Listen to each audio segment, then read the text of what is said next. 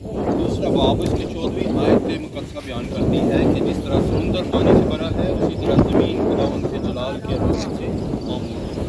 तो ये सादकाबाद के दड़े हैं। सादकाबाद का वो इलाका है जिसके साथ इंडिया है। सादकाबाद का वो इलाका है जिसके साथ सिंध है। यहाँ से 2 किलोमीटर पे ही इंडिया है, 2 किलोमीटर पे भी सिंध है। मैं आपको बताना चाहता हूँ कि ये गवाही यस्सु जैसा कोई नहीं इस सरजमीन के लिए। यस्सु का खून यस्सु के कलाम का बीज है। हालेलुया।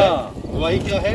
यस्सु जैसा कोई नहीं। और ये गवाही हम इस सरजमीन पर छोड़े जा रहे हैं। ये गवाही इसकी आप बयारी करेंगे ये भाई अपने ईमान के वसीला से और कलाम बयानी की खिदमत के वसीला से। एक दिन आएगा, भाई ने कहा कि यहाँ पे 16 एकड़ पर मबनी एक कॉलोनी यहाँ पर गवर्नमेंट ने मंजूर कर रखी है। वो कैमरामैन दिखाएं ज़रा, वो सामने कैमरामैन दिखाएं। और अब देखिए कि कैमरामैन ने आपको दिखाना शुरू किया। वो ये बिल्कुल दड़े जंगल है, बिल्कुल बियाबान।